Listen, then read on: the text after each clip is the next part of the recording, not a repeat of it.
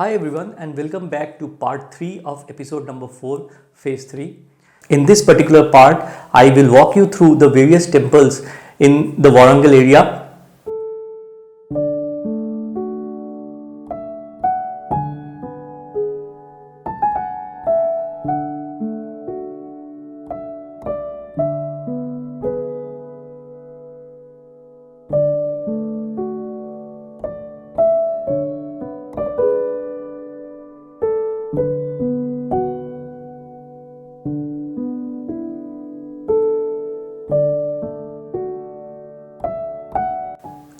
We start with the famous and ancient Siddheshwara Temple. Just to let you know that the main Siddheshwara Temple is situated at the foothill, while there is another Siddheshwara Temple which is also situated at the top of the hill. I would be walking you through the temple at the top of the hill first, and then I would be covering the main temple at the bottom. Siddheshwara Temple is located in Hanamkonda at a distance about 4 kilometers from the city center of Warangal and around 80 kilometers from Hyderabad. The temple is also known as Paschim Dwaramukha Temple because of its entrance gate facing west. The temple is dedicated to Lord Shiva. Like many other temples of South India, this is one of the most ancient temples of Telangana region and holds a significant place in the hearts of people, not because of its religious importance but also for its architectural style. It is one of the most important temple for all devotees of Lord Shiva and for all the people who have interest in architecture and ancient history. Siddheshwara Temple has a rich ancient history associated with it. The temple was built in 3rd century AD, even though built in a time period when life was totally different from today's world. People fascinate about the architecture of this temple a lot. Here, Revana Siddheshwara, who was thought to be an incarnation of Sri Renukacharya, performed tapasya. When the temple was in ruins, his descendants reinstalled the deity. The Kakatiya rulers worshipped here, and since then, the descendants of Revana Siddheshwara served as the temple's priests and caretakers.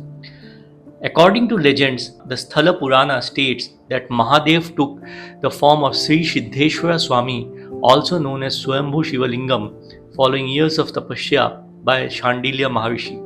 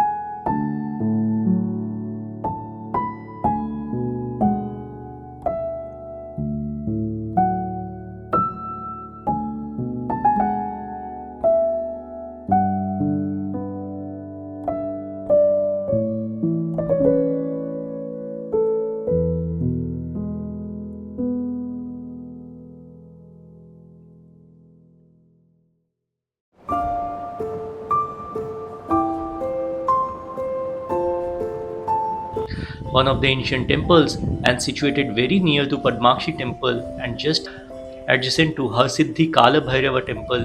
The front of the temple have the idol of Kala Bhairava, and inside the temple you find the shrine of Siddheshwara.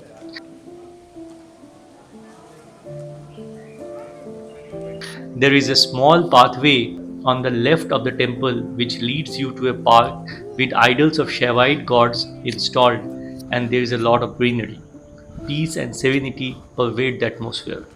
Do not miss this temple if you are on a tour to Warangal.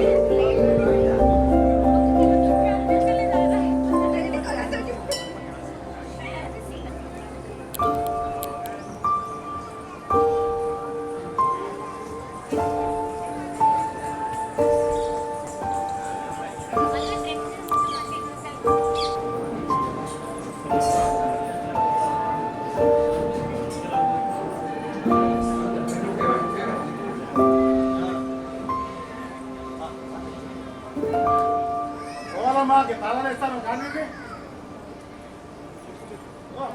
Llévale.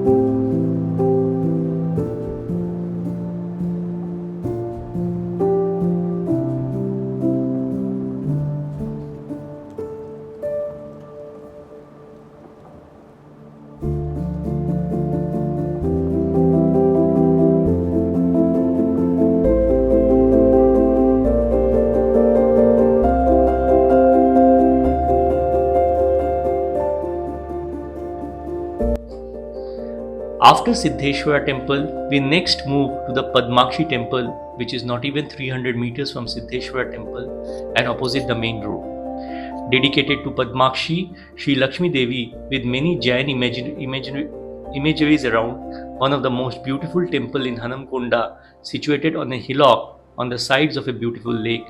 The temple originally had a Shaivite cave temple and a Jaina shrine, and was established in the year 1117 CE during the rule of Kakatiyas under their chief Prola II.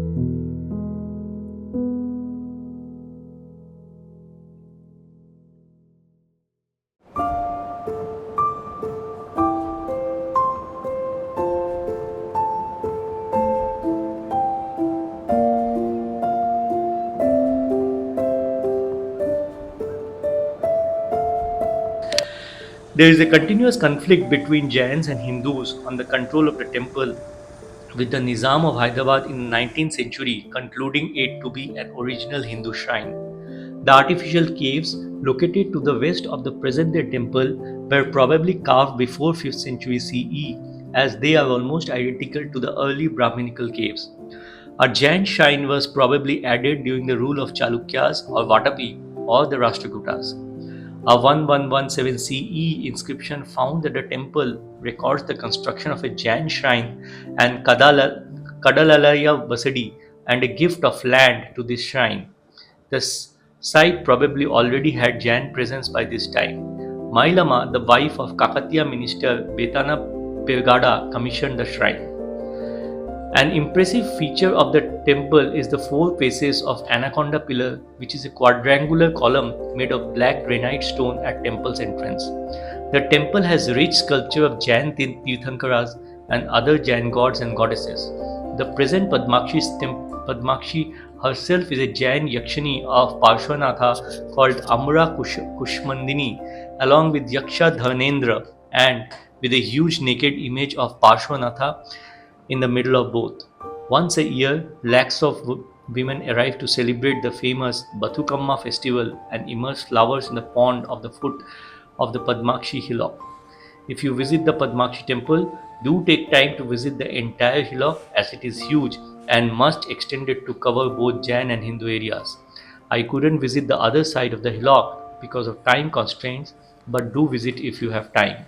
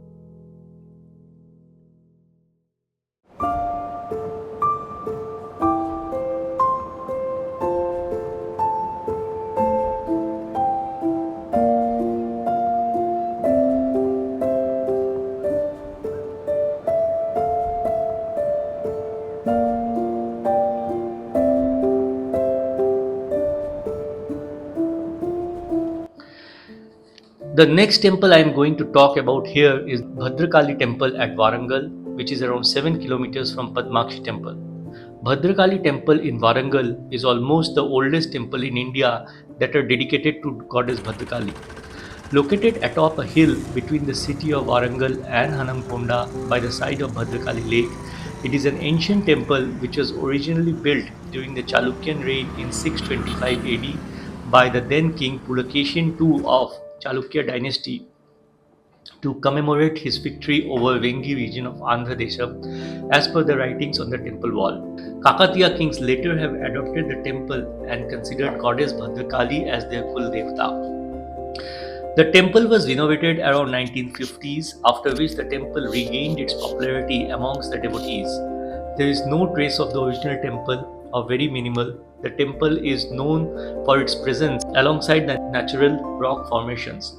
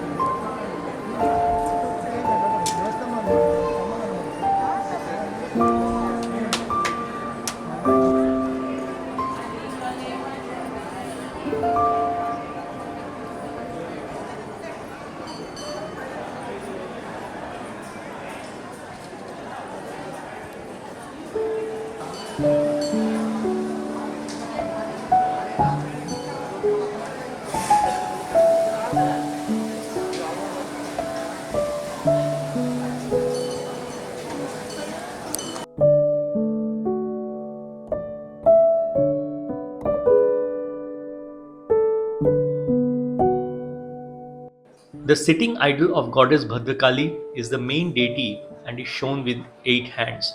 The idol is almost 2.7 meters tall, made of stone. There is an idol of lion goddesses Vahana placed on the other side of the goddess. The temple includes various shrines dedicated to Lord Shiva, Lord Hanuman, Subramanya Swami, Kartikeya, and Navagrahas in the Mahamandapa. Images of Uma Maheshwara are also there. There is a recently built temple of Lord Vigneshwara or Ganesha outside.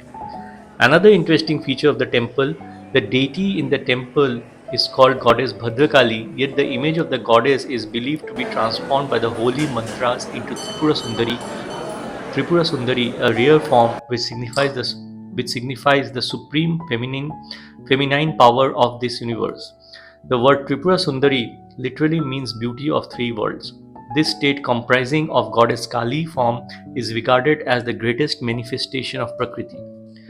Spreading around an area of 2 square kilometers, the lake on the side of which the temple is situated was built by the Kakatiyas to serve as a source of irrigation.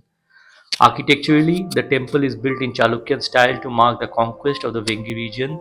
These are obvious by seeing the statue of Ekandashila and the pillars present in the temple. The intricate carvings on the pillars show, however, the brilliant craftsmanship of the Kakatiyas who later modified the temple. The Kakatiyas, who considered Bhadrakali as their ancestral deity, contributed to the temple significantly later.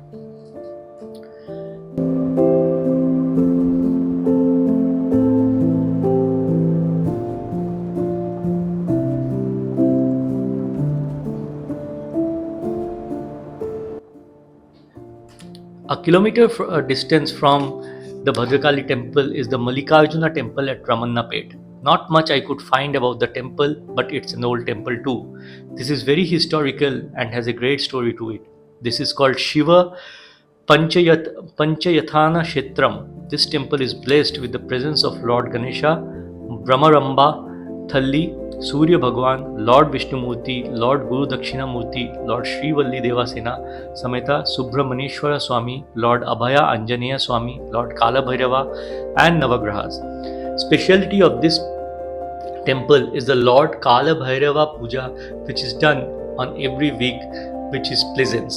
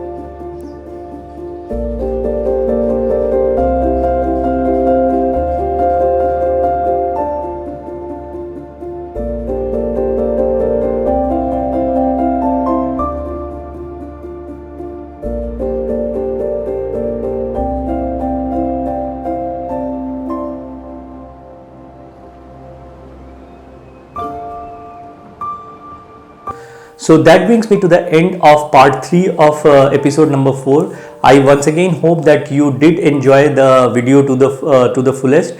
Please do take care of yourself, and bye for now.